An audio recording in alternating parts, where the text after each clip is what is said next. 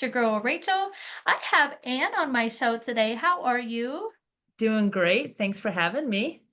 Oh, I'm delighted. We have a lot to talk about today. So we were discussing some topics behind the scenes, and I think we settled on one about basically her testimony and what she's going through. So I'm just going to let Anne have the floor, talk about her testimony and what God is bringing her through right now. Go ahead. Thank you so much, Rachel. I appreciate it. Y you know, God has just brought me through, a lot of different trials and situations through my life, and the verse that he gave me years ago, like, when I first became a believer, was Psalm 139, 23 through 24, how it talks about, like, you search your own heart, like, "God, search my heart, know my anxious thoughts, and lead me in the way everlasting." And I paraphrase that, that was the shortened version. And so I kinda just walked through life really trying to navigate, God, search me. Like, what is my piece in my actions and responsibility and stuff like that? Instead of trying to control everyone around me, I felt like God was like, "Control yourself, and then you'll be better for those, everyone else." And so through that, I wrote a book, and it was all about my thinking because I would get on these crazy trains of thought and everything else. And again, that whole searching is like, "Okay, what am I thinking?" Being honest with like, "Okay, God, how do I fix my thinking to better navigate life?" And then Mhm. in August of 22, my husband unexpectedly moved out. We had been Mhm. married we had just had our 22nd wedding anniversary, and then I came home and he had moved his things out. And I was Mhm. like, "Oh, are you leaving me?" It was just like, "Wow, okay, this is happening." And so we navigated that for almost 3 years now. And I finally was like, again, it was all of that stuff that God had prepped me for years ago. Like, what is my peace? God, what is my peace in my marriage? What am I navigating? And then also that book about the my thinking. I had to because oh my gosh, your thoughts go haywire. The self-doubt, the self-loathing, the fear, no security, everything just kind of like was all up in my face and I just didn't know what to do. And now that I look back, I'm like, "Oh my gosh, God was preparing me years ago for this moment, for Mhm. having to navigate what a separation looks like." And I worked for a large church and having to go into work and look at the lead pastor and the executives and be like, "Hey, this is what's going on in my personal life," was just gut-wrenching. And so I hid away. I didn't share, I didn't talk about it. And then in January of 24, not 24, January 23, God was like, "You need to stop hiding. You are dearly loved, and you're gonna be alright." And with that, I started to be more open with what I was struggling with, and Mhm. then ended up writing another book about it, and it just walked through the spaces because I have found that sadly in the Christian community, a lot of people don't wanna talk about what a separation looks like.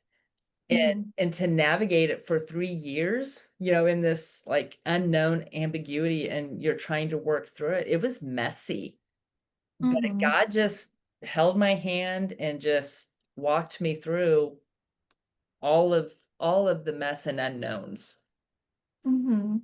And I first of all, I want to thank you for your transparency. Here on my show, we actually do appreciate people being transparent because we're real people walking real life together. So we find healing through testimony, and I feel like that's exactly what we're supposed to be doing. But what I would like to thank you for it is opening up the door and the conversation for healing through the separation of a marriage. There are a lot of women out there, probably some that are going to watch this podcast, some that are going to need to hear how you healed through the separation. And I do agree with you that sometimes the churches they don't want to talk about it, It's Mhm. like considered a voodoo, for, talking about divorce because, the Bible speaks about it and stuff. But the Bible also speaks about unequally yoked and how that doesn't work out. And sometimes God has a plan that you don't even know about. Sometimes taking that person out is part of his plan because Mhm. maybe they weren't equally yoked with you. And I had to understand that myself. So Mm. for the ladies out there, or, even the gentlemen's out there who are listening to this, trying to find healing through the separation, can you tell them how you leaned on God for that journey? Yeah, the first thing I did, when he walked out the door is I walked into my kitchen and I poured out all my alcohol. Mhm, Now, I don't have, like, a drinking problem, but I knew that if I was going to, because my kids still lived with me at home, and I know just 1 or 2 drinks, the tongue gets a little loose, and then you just start saying things, and it's like, that's the last thing I needed to do. And so I ditched the alcohol. I ate an absolutely clean diet. I got rid of the sugar so I can mhm, feel the emotion because there was a lot, just it was so tumultuous and so shocking, but I knew mhm, that I had to walk through this with eyes wide open of what's happening, and I didn't turn the television on. I did no nothing. It was only worship music. Even, mhm, true confession, there are some K-Love songs that are just not my favorite, but I just I wasn't gonna spin the dial. God was like, "Nope, you're gonna stick with me, mhm, get through it. Praise me through this." And then another thing, he gave me the phrase, "Rejoice. This is the day that the Lord has made. Let us rejoice and be glad in it." And I forced myself to say that every morning to get out of bed. And mhm, so I leaned in, and I was like, "Okay, God, you're gonna show me all of it, and I'm gonna feel all the emotion of what this was going through." And it was hard, and mhm, just I mean, the gut wrenching, the feeling, and I didn't show a lot of emotion, like, in front of my kids. I didn't badmouth, I didn't curse, I didn't do any of that because they were grieving. They were in turmoil of like, what is happening? Why is this happening? I'm glad it's happening. Now I'm not glad. All they were dealing with so many emotions as well. And so I just had to lean in and then just the scripture reading, the constant, and then the surrounding of Christian women praying for me. And those were the key things, having people to speak in that were really fighting for my marriage, because that's what I was fighting for. mhm, At the beginning, was really fighting for my marriage. I mean, I was, like, clenched, like, "No, this is happening, like, we're staying married," I and over it was probably about a year in, um after we were navigating that, because we would do, like, maybe a date night on occasion. We would get together and chat, me and, my husband, and then finally one day we kinda came to a head again of, mhm, like, he was like, "I'm done," and I'm like, "What does that mean?" mhm, It's like, "Tell me what that means." Like, done, like, divorce, we're done? And he's like, "I just don't know how to do this." And I said, "We have to have another voice in the room that mhm. helps us communicate, because we're just not. I'm not Yeah. hearing you, you're not hearing me." I mean, we were just button. And so we got a Christian marriage counselor, Mhm, and we did that for a year. And let me tell you, we did all the hard stuff. We wrote out the letters, we did the forgiveness. We went through all of that gut churning, all of those mhm, little bitterness things that you keep and you don't know are still there. We went through all of that in mhm. that year of counseling. And so we did and things just didn't progress. Right. And so finally I just quit doing the counseling appointment. Because I was the one that was scheduling them, like, I'd be like, "Okay, what works? When do you wanna go?" All of that stuff, and I just quit asking Mhm. because he never asked, so I was like, "Okay." So I just started to kind of pull away, and God just looked at me, and I heard it so, like, real, and he says, "I give you permission to Mhm. let go." And it was like, "Oh, I have Mhm. permission." And I told my husband that. I said, "God gave me permission to be done." Mhm. And we still went almost another year before I finally was like, "This isn't going anywhere." Like, there was no, "I wanna move back in." I mean, there it just wasn't going, and I'm like, "How Mhm. long do I sit in this space of Yeah. unknown?" Yeah. My goodness. Yeah, that's just it brings me to another point and understanding that sometimes you can't make people want to do things. Sometimes it's just not on their brain. And I believe this is the part where you are emotionally intelligent to understand that you can't change him. At Right, this point, you can't change him, and he's already has that mindset. And God understands that too. He knows his heart. He knows your heart. Your heart is chasing after God, after mhm, like David. David's the man after God's own heart. And you're chasing God's purpose, but sometimes the spouses, they don't chase the same purpose. You're not on the same level. mhm, So that understanding is deep. It's emotional. Been through it myself. Understanding that sometimes you just try so hard that it hurts you to hang on, and God doesn't want that for His people. He's right. Yeah, He just doesn't. So, oh my goodness, thank you for that too. And Yeah. my my next question for you, because yeah, I mean, you got the permission from God, to be able to let go and let God. Of course, is what we're supposed to do.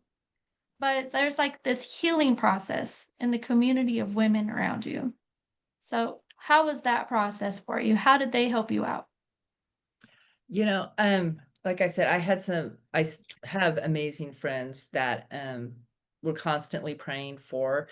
And then, I have a group of, non-Christian friends as well, and we would go out on, like, double date nights, group dates, and they just embraced him, and they were like they knew what was going on, and they're like, "No worries." Everyone treated him with kindness, Mhm. even knowing the struggle I was going through, and so that was pivotal because I wasn't getting no one was whispering in my ear, "Stop." No, Mhm.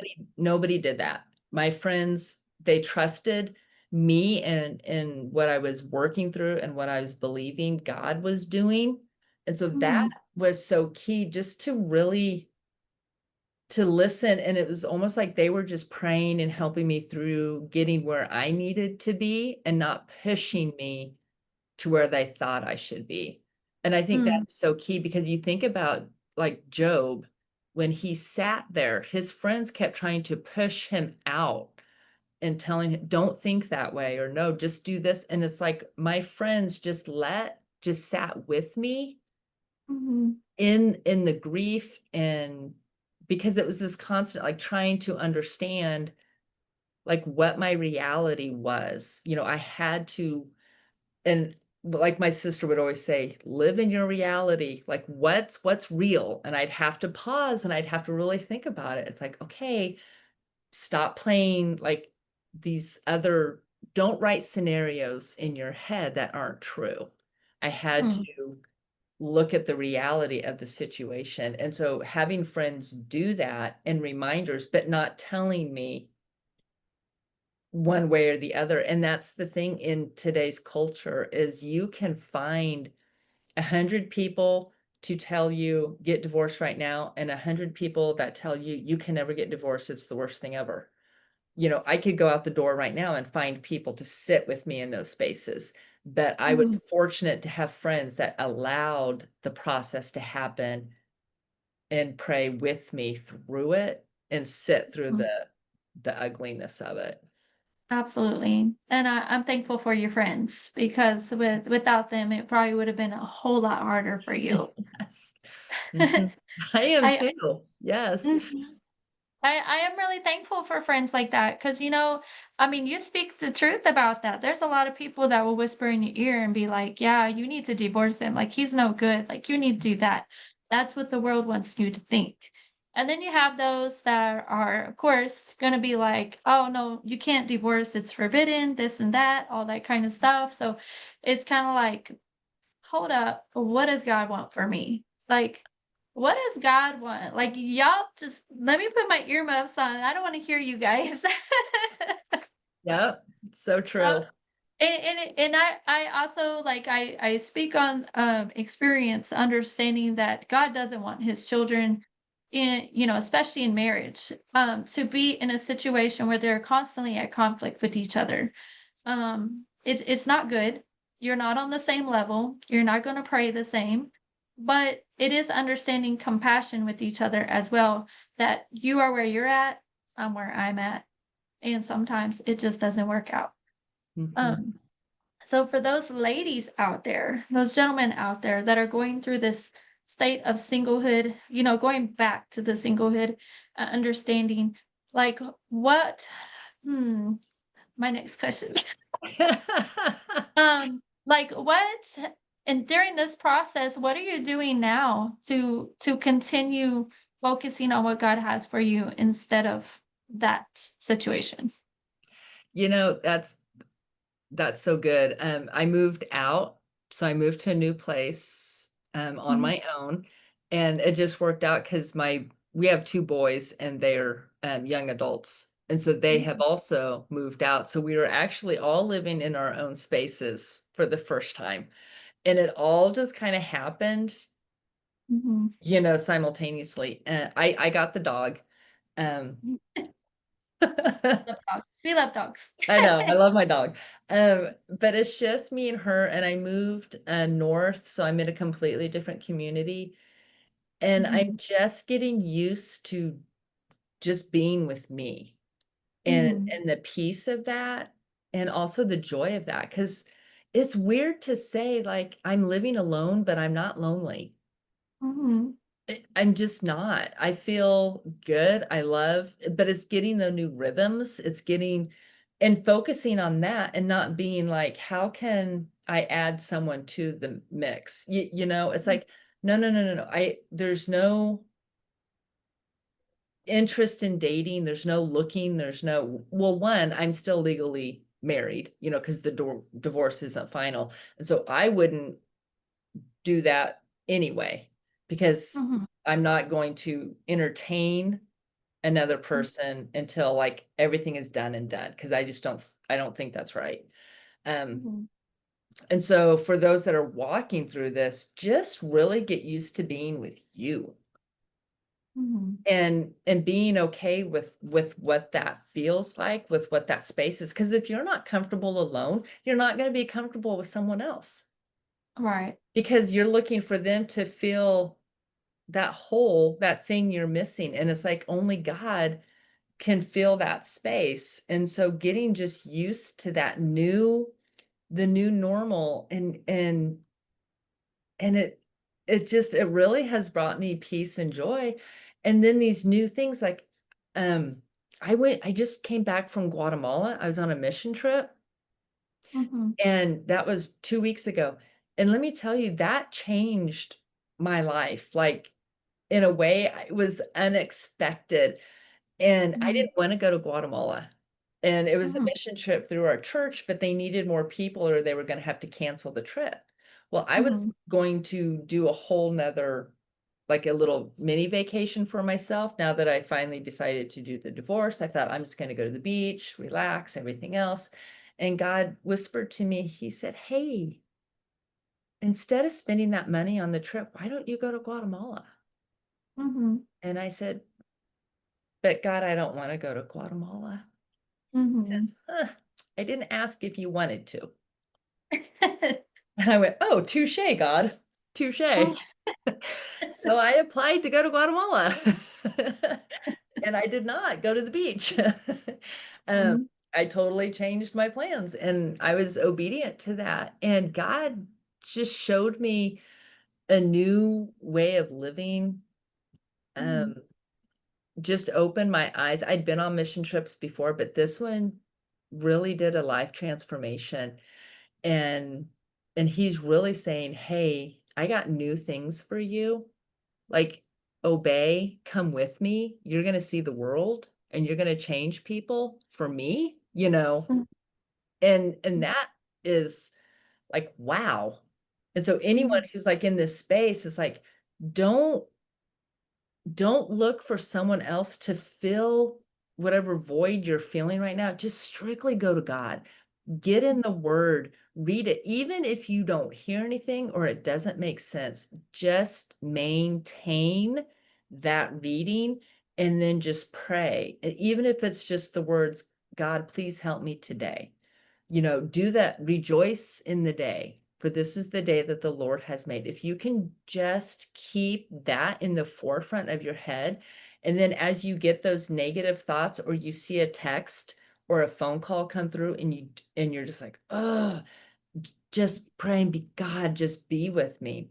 Be with me. mhm, And then help him navigate you through that because he's your peace. He's your everything, and you're not gonna feel alone, and he's got, something new for you that maybe you had no idea, or he's gonna do a mighty work in your marriage, and you and your mhm, spouse, and you're gonna go on this roller coaster of amazement where you're both now full into God, and God's the center of your marriage, and what a beautiful marriage that will be, and a testament to your kids and family of, like, if mhm, you lean into all the stuff and they mhm. lean into it too, what a beautiful testament and Right. generational, like, beautiful blessing to pass down. Mhm. I agree with that too.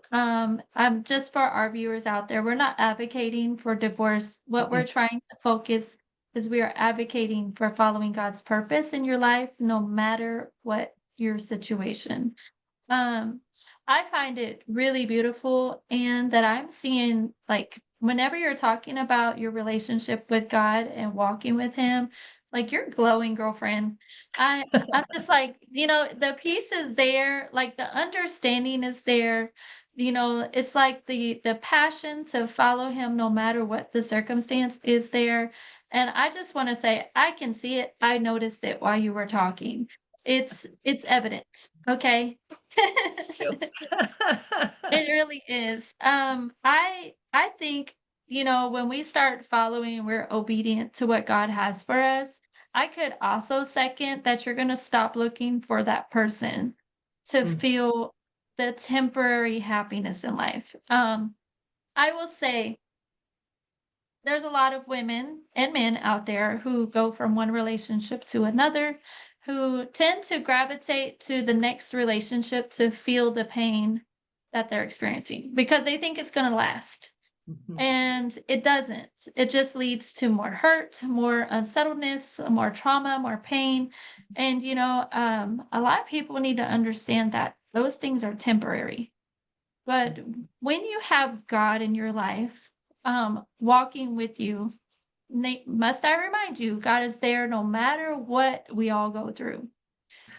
He's the only one that's the realest you're ever going to meet. Through all my situations, and in just being transparent, I'm on my third marriage. I I had my first marriage, which we talked behind the scenes, that God didn't want me in an abusive relationship. If it was going to threaten my life, I knew it was not for me. And that was like instant permission to go. The second one, he was a fraud completely. And I just realized that marriage was not equally yoked. It wasn't for me. And I knew that that's not what God wanted for me. And I did some dating in between. Um and I was trying to feel, that hole, that void, that loneliness that I was feeling because at that time I was very broken And I was probably speaking for a whole bunch of people out there that are very broken, and they didn't really understand how to feel it because they didn't have a good relationship with God. So for me, I was a single mom, have 4 kids. I was dating, trying to, figure out, gravitate towards life until I turned about 31 years old. I'm 42 now, but I didn't learn to love myself the way that God wanted me to until I was 31. It was a lifelong process, but I was like, why am I changing myself and my dynamics to make someone else happy when all they're going to do is just fail me anyways? So then I started going to church. I went back to church and I brought my kids to church. It's the one place that I could go where I felt like I could be closer to God more than anything, even though he's with us all the time. And I just started depending on him and started trusting in him. About I didn't feel lonely Mm, anymore. I mhm. didn't want to really date. I didn't really want to be with anyone. I didn't want to go on social outings, nothing. I was perfectly okay with my puppies and my kids. Going to work, like, that was my happiness. Church, kids, work, my puppies, of course. And, it just turns out that, I understand where you're coming from because, once you start being obedient, you build that relationship. It's like you never crave anything more than that relationship with God, if that makes sense. So, 100%. oh man, like I'm really enjoying this interview. So Yes. Yes, 100%. Yes, I 'cause when you mhm, have him, I mean, like I said, I don't feel lonely, mhm, and if we can just, like, you gotta learn also just to be good with you, mhm, you know, and let people be them, let them do their thing, but you gotta make sure that you're, like, in alignment with God, and like you talked about, we shouldn't be sacrificing ourselves and who we are in mhm, terms and to get make other people happy, mhm. and we shouldn't be requiring that of someone else either. Right. Like, if they don't wanna do something, okay, Yeah, like that. okay, or you either be okay with it Mhm, or don't be okay with it, but be honest with it, and that's another thing is that vulnerability and the honesty of, mhm, like, what kinda like what you think and how you feel, like, don't compromise your mhm, relationship with God. mhm. Oh, Like, that part. you That's just so important. yes, do not compromise it, don't not talk about it, don't be like, "Oh, well, he gets uncomfortable when I bring up Jesus." Well, okay, that's a red flag, okay, we walk away, Right. and Mhm, so really just being in that space, and just my husband loves God, so I just there's so many people that are gonna start, like, creating this scenario in their head, about who, my soon to be right. ex-husband is. Don't think for a he's the one that led me to Christ. Mhm, So yes, he just loves God, but like you talked about, there came a time when we were just on 2 separate paths. mhm, We're not going in the same direction anymore. mhm. Absolutely. And I understand that. And I do want to kind of like talk about another topic, related to this situation and stuff. So obviously, you both came to a conclusion that this is what you were going to have to do because, again, Mm, you're on the separate paths, but mm, forgiveness for mhm, him. So for the sake of your children, for the sake of yourself, and for the sake of honoring God. How did you find that um, path to forgive him for what happened, or forgiving each other, I should say? right. Um, can I take you back Go for it. from when I was 18? Mhm, Okay. This is a big story that I learned on forgiveness. mhm, So at 18, I was raped. mhm, And, I didn't have a relationship with God at the time, so I wasn't mad at God. I didn't mhm, look to God. I didn't there was just nothing. But then about 10 years after that happened is when I came to know Jesus. That's when I gave my life to God. Mhm. And so that was at 28. And then fast forward like another like 5 to 8 years, when I was really going, learning more about God. I was reading the Bible, I was all in scripture, doing Bible studies, and I had a great community of believers. And one night we were with some of them, and we were doing some prayer time and everything, and God just showed me, because I needed to get over this hurt of that assault. And God said, "You know what? I love him as much as I love you." Mhm. And he's like, "I don't love what he did to you, but he's Mhm. my child too. You need to Mhm. forgive him." And so Mhm. in that moment, I forgave the man who raped me. Mhm. It took a little longer to forgive myself because I blamed myself a lot. Like, how did I get here? What did I do? Why? But I did, Mhm. I forgave myself. And so that is like my, how they have the plumb line, in the Bible it talks, that's kind of like my plumb line of forgiveness. And so God's like, why would you not forgive your husband? Mhm. He didn't do anything Mhm. compared to what that guy did. Mhm. And so why Oh, can't you that's forgive deep. him? That's deep. And so that's that's been my like, oof, like, okay, God, you're right. Because you Mhm. absolutely love him. You love him. Mhm. And so yeah, so I forgive of all the petty things, all the little things, all the big things, like just all the things. Mhm. Just finding that peace for forgiveness and just obeying what God says about forgiveness, it really does bring like an internal peace inside. Like when you just like understand, like for me, I had to forgive a lot of people who have hurt me in my life. I had a lot of church hurt. I had a lot of family hurt, a lot of friends hurt, a lot of, just people hurt me. Right. Mhm, Um, and our pastor was talking about forgiveness too, like letting go and let God have everything. And I was like, why am I holding on to something that the other person is not even thinking about? Like, why am I hurting myself over something that they did?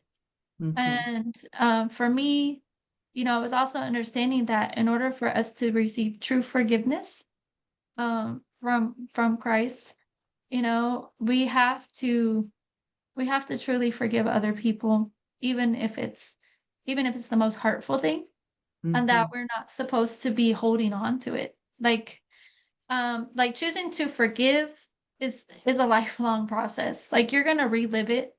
You're mhm, going to remember it. You're going to like have to talk about it and stuff. You're not supposed to forget it. You're just supposed to forgive it. And I think your whole story, it's inspirational. It's going to help some other people who are navigating through separation.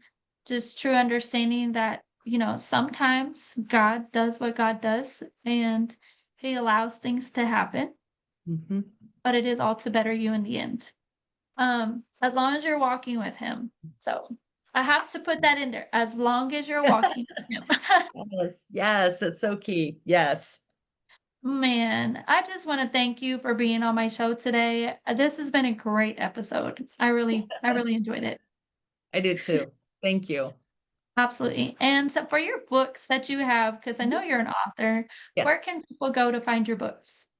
Well, I have a website, which is annutters.com. And so you Mhm, can find things there, but both of my books are on Amazon. I mhm. have them. Can I show them?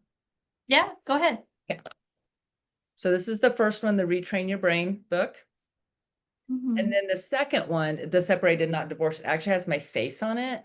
I was mhm, not pleased about this, but I did it because they suggested I do that. But you can find both of these on Amazon. And I also do coaching. So if you find yourself wanting one-on-one coaching through this process of the separation, even if you're in a marriage and you're questioning, or your spouse left, or you're navigating a divorce, or you wanna navigate reconciliation, you know, either one, or just to be honest, it's really navigating what God has for you, and then the result will come from that. As long as you're aligning with Him, He'll give you the peace in knowing what to step into, and I do, coaching packages, so you can find those on my website. Just reach out to me, and we do free consultations just to see if it's a fit, and I would just Mhm. love to help people walk through what I walked through for 3 years. Absolutely. And again, I want to thank you for being on my show, for your transparency, for also like your faith-based walk that you're going on. I do believe a lot of people just they don't put God in their situation and then they end up lost and confused. So if we keep our eyes on him, we won't think about anything else. And that's encouragement for everybody out there. You keep focused on him, you Yeah, won't think about nothing else. That's how it is. uh-huh, so true. Absolutely. So I believe for the audience, that is it for this episode. We'll be back with another one in a little bit. All right. Y'all have a good one. Thank you.